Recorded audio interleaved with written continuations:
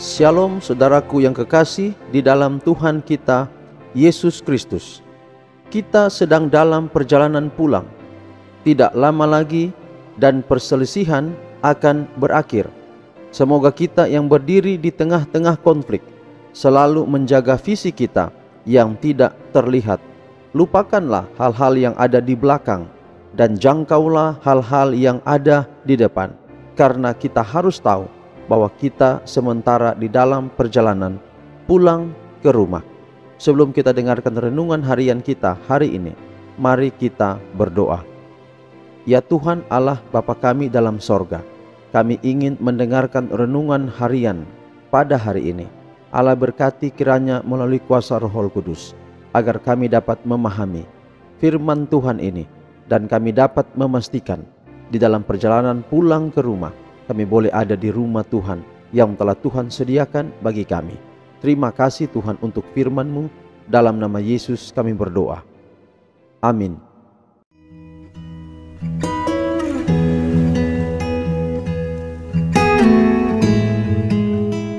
Renungan harian pulang ke rumah sepanjang bulan Maret ini berjudul Penyerahan Diri dan Penerimaan. Dan judul renungan harian kita hari ini yaitu Percaya apa yang Tuhan katakan. Markus 5 ayat 36, jangan takut, percaya saja. Mari kita ikuti keterangannya. Anda tidak dapat menghapuskan dosa-dosa masa lalumu. Anda tidak dapat mengubah hatimu dan menyucikan dirimu sendiri. Tetapi Allah berjanji melakukan semua ini bagi Anda melalui Kristus. Anda mempercayai janji itu. Anda mengakui dosa-dosa serta menyerahkan diri kepada Allah. Anda mau melayani Dia. Hanya dengan melakukan hal seperti ini, Allah dapat memenuhi firman-Nya padamu. Jika Anda percaya pada janji itu, percaya bahwa Anda sudah diampuni dan disucikan, Allah mewujudkannya dan Anda akan disempurnakan sebagaimana Kristus telah memberi kemampuan berjalan bagi orang yang lumpuh itu ketika dia percaya bahwa dia sudah disembuhkan. Demikianlah jika Anda mempercayainya. Jangan menunggu sampai merasa dirimu sudah sempurna, tetapi katakanlah, saya mempercayainya. Demikianlah adanya, bukan karena saya merasa demikian, tetapi karena Allah telah menjanjikannya. Kebahagiaan sejati halaman 59. Hukum itu menunjukkan kepada manusia dosa-dosanya, tetapi tidak menyediakan obatnya.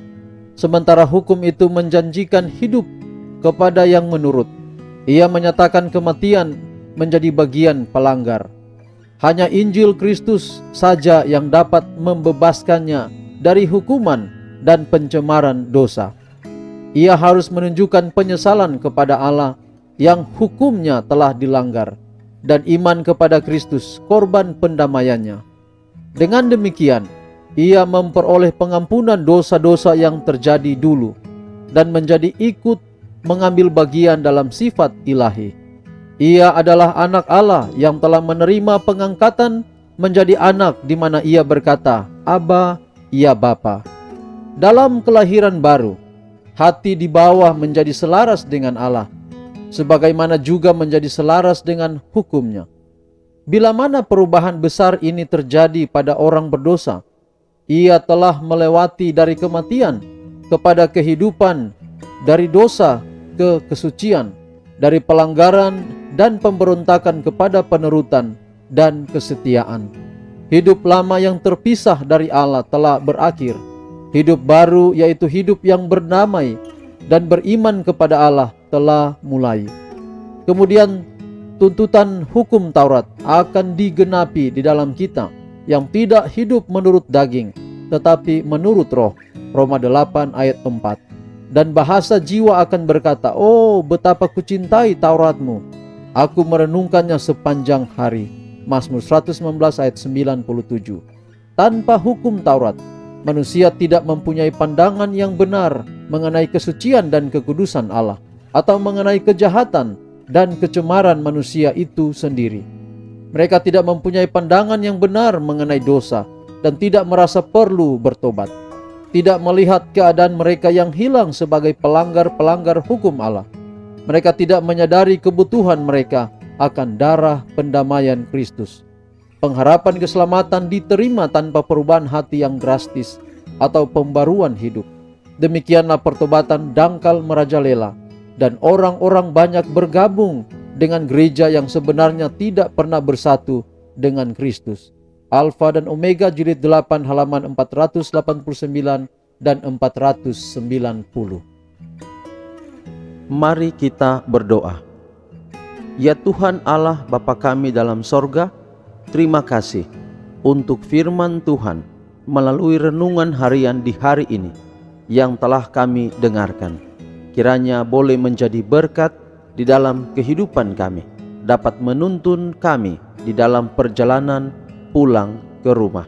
Peliharalah kami sepanjang hari ini, di dalam setiap rencana dan di dalam setiap aktivitas kami. Kiranya selalu sepadan dengan setiap rencana Tuhan. Di dalam nama Yesus Kristus kami persembahkan doa ini. Amin. Demikianlah saudaraku yang kekasih, renungan harian yang telah kita dengarkan pada hari ini. Kiranya dengan renungan ini dapat memotivasi kita untuk semangat di dalam perjalanan kita untuk pulang ke rumah. Tuhan memberkati kita. Shalom.